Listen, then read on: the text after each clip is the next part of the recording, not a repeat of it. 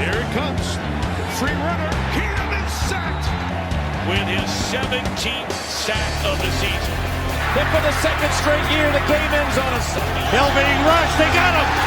Joey Porter, his first sack of the game. Flacco has time. Now in trouble. And J.J. Watt with the sack. Allô la gang, comment ça va pour ce nouveau podcast? Et oui, on se retrouve après une grosse période de vacances. Entre les désillusions des Français au JO et les training camps ont recommencé. Il est temps de faire un point et surtout, il est temps de parler de la fin du feuilleton Rodgers. Tout est dans ce podcast et c'est tout de suite. Breaking news on CBS Sports HQ. It appears the Packers and Aaron Rodgers aren't breaking up after all. At least not for another year or so. Our Jason La Canfora has confirmed that Rodgers is reworking his deal with Green Bay to return to the Packers as early as training camp this week and play at least one more season with Green Bay. Now, he was under contract through the 23 season. This new deal that they're working out right now would void the 23 season. Now, he'd still be under contract for this season and the 22 season, but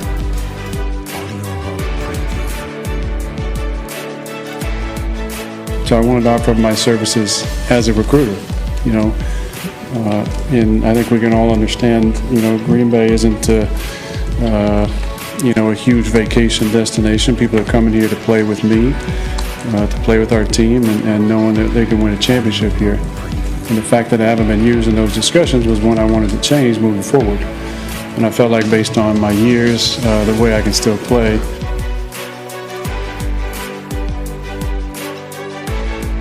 Oui, on commence tout de suite avec le feuilleton et la fin du feuilleton Aaron Rodgers qui est de retour chez les Packers. C'est un peu le grand événement de ces training camps quand même. Ça a été un long feuilleton.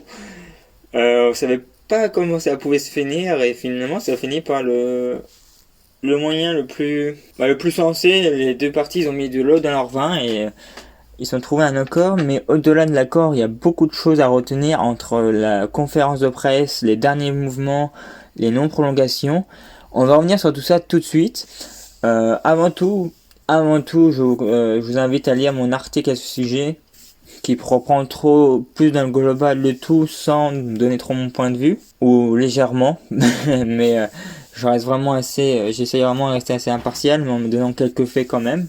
Même c'est vrai que j'avais quand même un point de vue assez tranché sur la question, que je puisse donner mon point de vue là dans ce podcast justement. Donc on va commencer par le résumé de la situation. Alors, on se rappelle que lors de la draft, on a su qu'il voulait pas prolonger Aaron Rodgers et qu'il était vraiment un caprice. Qu'il y avait vraiment une fracture plus qu'un caprice, c'était vraiment une fracture entre lui et sa direction pour diverses raisons. Je vous invite à revoir mon papier là-dessus qui était sorti après la draft, qui mettait vraiment à jour petit à petit tout ce qui s'était passé depuis la draft où Adam Schefter avait sorti l'information. Donc qu'il y avait vraiment une divergence avec sa direction sur beaucoup de points et qu'il ne voulait pas revenir. Donc ça s'est décanté dernièrement, mais il y a eu des facteurs qui ont fait que ça s'est décanté. Il y a eu notamment, je pense, une chose précise. Mais avant de parler de cette chose, on a su quand même, avant l'information sorte, c'est que il y a eu une grosse offre de prolongation par Aaron Rodgers et c'était vraiment pas question d'argent. Donc, faut vraiment mettre de côté les questions argent côté Aaron Rodgers. C'était vraiment pas question de ça. Et c'est vraiment pas la crainte du souci.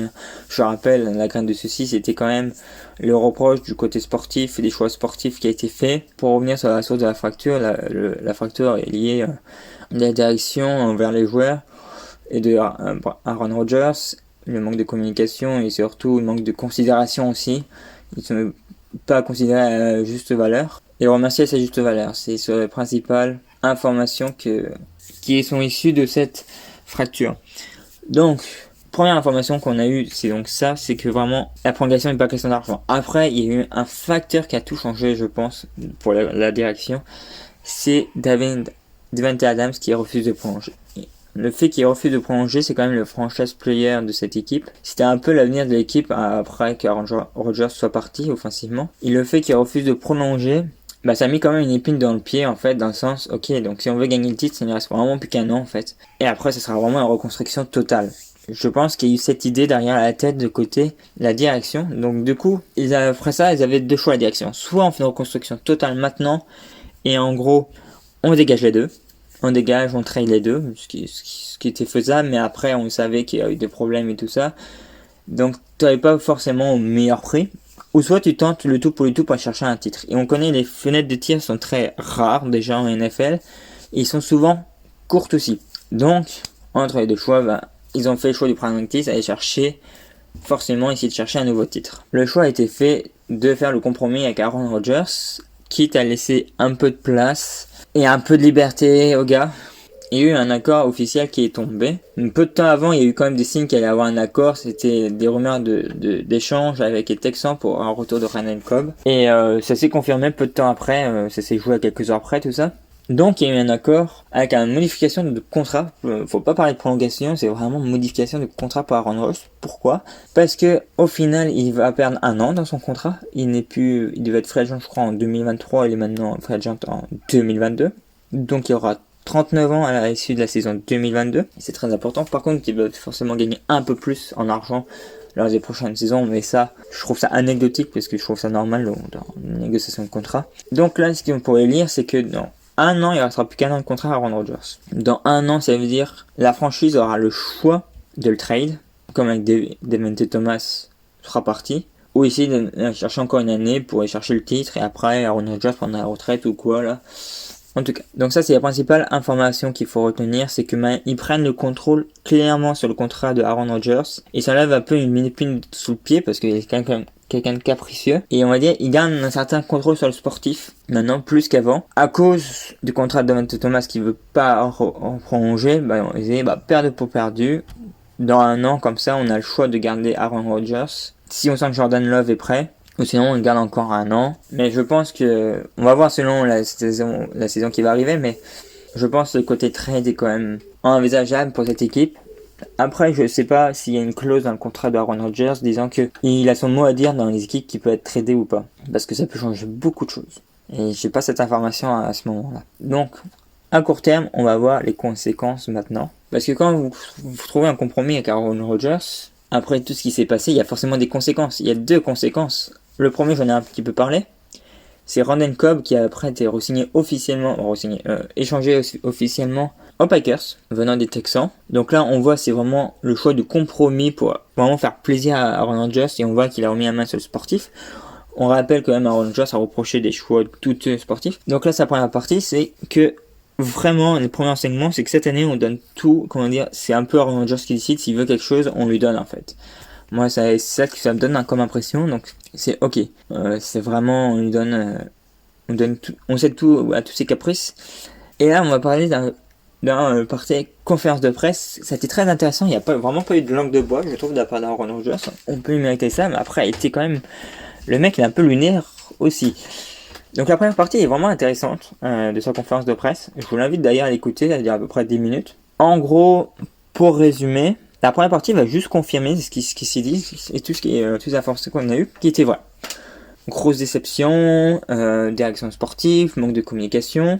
Il y va même plus loin en disant, alors là déjà là on est quand même pas mal dans l'égocentricité quand même. Je suis lié à une entreprise de recruteurs et donc du coup j'ai quand même un certain talent de recruteur, il veut quand même dire ça. Et j'ai proposé quelques noms à des choix et ils n'ont même pas regardé. Il faut qu'ils sachent que les joueurs de football et qui n'est pas scout, la franchise c'est scout, donc ils font leur propre choix. Après qu'ils ont un lien avec une entreprise, c'est bien, mais ça fait un conflit d'intérêts. Donc déjà non, là déjà t'as en tort. Non, c'est ça. Donc c'est ça, donc. Après, un manque de reconnaissance, surtout après cette année 2020 qui a été très très fort, qui n'avait pas apprécié forcément la draft de Jordan Love, on ne l'a pas communiqué notamment, c'est surtout le côté communication, mais ça on le savait déjà.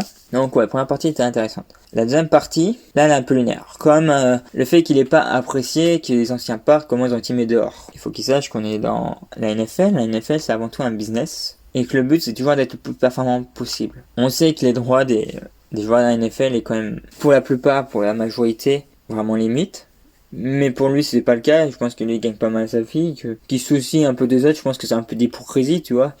Je pense que c'est plus par amitié tout ça que autre chose, et qu'il est dans un business, et dans ce business il n'y a pas de place pour la pitié, c'est comme ça, donc s'il est pas content, il arrête de jouer, quoi. À un moment donné, c'est ça. S'il veut lutter contre ce business-là, il arrête de jouer et qu'il se met en grève, en tout cas. Donc là, c'est un peu hypocrite de sa part aussi, là, je trouve. Moi, je trouve ça complètement lunaire. Mais bon, passons. Moi, personnellement, vous savez, j'aime beaucoup l'histoire des franchises, tout ça. Et pour moi, l'institution est plus importante que tous. Donc, d'après Aaron Rodgers, si les joueurs vont jouer aux Packers, c'est pour lui. Hein. Donc, quand quelqu'un arrive aux Packers, c'est pas pour la franchise, c'est pour lui. C'est lui qui amène les joueurs. On sait qu'il est Californien, qui a l'habitude du beau temps, quand Wisconsin fait mauvais temps. Mais c'est quand même sacrément insultant. Parce qu'il crache pas mal sur l'institution, là. Donc, c'est-à-dire que Brett Favre, Barstar, ou encore Curly Lambeau, qui ont fait la lumière et l'histoire de la franchise, c'est pas grand-chose à côté de lui. C'est ce qu'on entend forcément. Et il oublie quand même, peut-être aussi, que c'est une des franchises historiques quand même de la NFL. C'est une des plus vieilles franchises. Et que c'est quand même les supporters sont quand même avec Seattle, les Saints, Cleveland, parmi en tout cas les 5 plus grandes zones de support, fan zones de supporters les plus importants de la NFL, en tout cas pour leur ville. Anecdote à part entière à part ça. Il y a une file d'attente énorme pour aller déneiger le stade et ses alentours quand il neige à Green Bay. Un peu comme les Socios, et là c'est pareil, il y a une liste d'attente pour aller déneiger la pelouse et tout, quand il fait moins 40. Donc c'est pour dire quand même le côté important des supporters dans la franchise. D'ailleurs, c'est très mal passé ça, parce que côté supporter, parce que dans une brasserie en Wisconsin justement, il y a une nouvelle bière qui est apparue qui s'appelait Baby Cry 12. Donc 12 c'est le numéro 12, donc le numéro Aaron Rodgers, c'est Baby Cry, bébé qui pleure, c'est toujours le même, de toute façon, c'est Adiva. Donc voilà. Au moins il a été sans langue de bois, mais on a vu qu'il était quand même lunaire, le mec, et qui se croit un peu au-dessus de l'institution, c'est grâce à lui, et c'est quand il gagne, c'est grâce à lui qu'il gagne un peu quand même les Packers. Faut juste qu'il a pas oublié que si la dernière saison, je pense, il y a un moment qu'il peut relancer le match. C'est lui qui avait la capacité de faire relancer le match. Il a pas pris la bonne décision. Il a pas été clutch les 2 dernières saisons à Aaron Rodgers dans les moments importants, donc qu'il se remette un peu aussi en question. Après, ce qui est intéressant aussi, qu'il a quand même envisagé la retraite aussi. Et ça, je l'ai pas mis dans mon article, mais il a quand même envisagé la retraite. Il en parle. Il a quand même consulté des joueurs qui ont été en retraite. Donc il a quand même envisagé, il a quand même, je pense, au fond de lui, voulu quand même revenir à un moment donné. Et que la retraite, c'était pas envisageable pour lui pour le moment. Mais qui quand même y pense, mais c'est ça. Donc il s'est entraîné, il a vu que physiquement ça allait bien. Donc il a mis de l'eau dans son vin. L'eau dans son vin, c'était un contrat court du coup, jusqu'en 2019. Donc qu'est-ce qu'on peut conclure dans tout ça? Et j'ai envie de faire un petit rapprochement un peu osé avec Russell Wilson aux Seahawks, qui a fait un peu même reproche, il voulait être plus impliqué dans le choix de la direction. Pour moi, Russell Wilson a un peu plus d'arguments que Rodgers. Rodgers n'a pas à se plaindre. Il a une très belle équipe autour de lui. La direction, elle n'est pas parfaite, la direction des Packers, je l'entends, mais en qualité et quantitativement, il est mieux loti que Russell Wilson ces dernières années. Après, avec Seahawks, la franchise a très bien été gérée, elle a coupé court, c'est non. C'est qu'un joueur de foot, t'es là momentanément, c'est pas à toi de choisir les joueurs. T'as rien à faire, c'est pas ton rôle. Si t'es un joueur de foot, sois bon sur le terrain. Et on te tradera pas. Donc c'était coupé court. Côté Packers, les deux ont pas voulu il y avait un ego plus important. Russell Wilson, et ça a pas la même mentalité non plus, et il a moins de coup. Ça a pas voulu le front. On n'a pas coupé court à des rumeurs de trade non plus. On a un peu joué au chat et à la souris. Ça a traîné en longueur, donc là, ça revient en training camp avec un compromis, mais ça va laisser des traces. Ça va laisser des traces. C'est pas idéal pour commencer une préparation, je trouve personnellement. Mais bon, donc une direction un peu plus faible, un peu faiblard, malheureusement, qui a essayé quand même des compromis, et on le voit dans la manière avec Aaron Rodgers, ils ont proposé beaucoup d'argent, ils ont pas, montré d'autorité, il y a eu un manque d'autorité, mais pour proposer un nouveau contrat, ils auraient dû être encore plus clairs et plus féroces. Non, t'es un joueur de foot, t'as pas à t'impliquer. Parce que le problème, c'est que lui, il a un gros ego et il a pas été remis à sa place. Il se pense être plus important que la franchise ou que la direction de la franchise. Et c'est ça bien le problème. Et il a pas été remis à sa place comme il aurait dû. Et en plus, il y a des choses qui vont aller dans son sens maintenant, qui rendent encore plus fort son statut, avec la non-prolongation d'Avante Adams. Donc, il s'enlève un peu une épine sous le pied grâce au contrat d'Aaron Rodgers. Donc, pour conclure, c'est un peu le compromis, c'est qu'on laisse la direction dire un peu ce qu'il veut à Aaron Rodgers pendant un an. Après, on a la main sur son contrat. Donc, si on a envie qu'il dégage, on le dégage. Mais pendant un an, il faudra le supporter. Mais surtout, Aaron Rodgers, c'est aussi une pression. Il devra absolument gagner parce que les supporters vont attendre au tournoi. Si demain, il gagne sa 3e bague, ok, les supporters vont oublier tout ce qu'il a fait. C'est comme ça, c'est le sport. Malheureusement, on a la mémoire courte. Mais s'il gagne pas, ça va se retourner contre lui. Il se met une pression de dingue, je trouve. Parce qu'en plus, il a insulté quand même la franchise et tout. Donc, c'est ça. Donc, il a pas mal terni son image auprès des fans. Et comment ça va se terminer entre lui et Green Bay, c'est quand même malheureux. Moi, je trouve ça quand même malheureux. C'est ça, tout ça pour finalement... Ouais, juste compromis. En tout cas, pour moi, il n'y a pas vraiment de gagnant de perdant. Il y a juste un compromis. Mais quoique la direction est peut-être un peu moins le perdant dans tout ça parce que on croyait en Aaron Rodgers pour nous ramener un dernier titre. Sinon, on n'aurait pas pu aller chercher un nouveau titre. On a tout tenté, on a donné plein de pouvoir parce qu'on n'avait pas le choix. Ça n'a pas marché. On passe à autre chose. C'est un peu la direction qui va être gagnant dans tout ça. Mais en tout cas, c'est quand même malheureux d'arriver là et d'avoir un mec complètement lunaire qui manque d'humilité. Qui est pour moi qui n'est un très bon QB, un très grand QB, mais qui n'est pas non plus le QB. C'est pas un Drew Brees ou un Tom Brady dans l'histoire du football. Donc c'est fini pour l'épisode Aaron Rodgers. Maintenant on va passer au reste. Qui dit reste, c'est training camp et les blessures. Moi j'ai noté 2 blessures intéressantes quand même à notifier. Cam Akers qui était dans sa saison sophomore côté Rams, qui avait très bien fini la saison, va manquer à cette équipe. C'est une équipe qu'on attend beaucoup avec Matthew Stafford cette année, les Rams, et avec ce qu'ils ont enfin un QB. Et il va vraiment manquer le côté running back, donc il est quand même à notifier. Et là, c'était une blessure qui bousille pas mal sa saison. C'est la deuxième blessure que je veux parler, c'est Michael Thomas. Michael Thomas qui est le seul receveur côté Saints et qui va manquer début de saison. Donc bonne chance encore aux Saints en receveur. Ça va être encore compliqué. En plus, il n'y a plus de reprise. Maintenant, on va faire un petit tour du topo du programme pour le mois d'août. À partir d'une semaine ou deux, je vais commencer.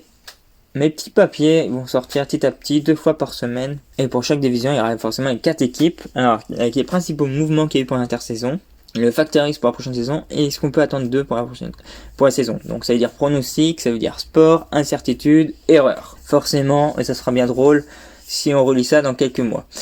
Mais en tout cas, ça sera suffi forcément des podcasts, qu'on ira peut-être un peu plus en profondeur. Donc ça va être ça.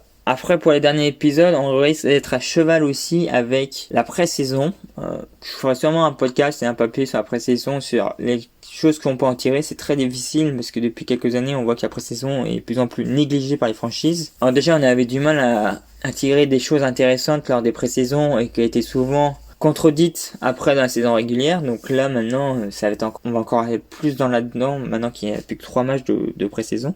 On l'a bien montré que les franchises n'en avaient rien à foutre et qu'on a sacrifié un peu le match de pré-saison l'année dernière à cause de la pandémie. Donc c'est ça, donc je ferai pas un gros topo sur les matchs de pré-saison, il n'y aura pas d'analyse vraiment en profondeur, il y aura juste une analyse un peu de surface et voir ce qu'on peut vraiment en tirer, mais en général il n'y a pas grand chose à tirer de la pré-saison, donc c'est ça. Donc voilà, je pense avoir fait le tour pour ce podcast. C'était un grand plaisir, donc vous pouvez retrouver tous mes papiers sur mon blog, sexfooters.com. Comme d'habitude, il y a mes vidéos, mes podcasts et mes vidéos YouTube. Donc la saison NFL arrive à grands pas maintenant et on a bien hâte d'y être. En tout cas, au mois d'août, ça va être l'apéritif avec les papiers. Et on se dit à très bientôt. Bye bye, ciao pour un nouvel épisode.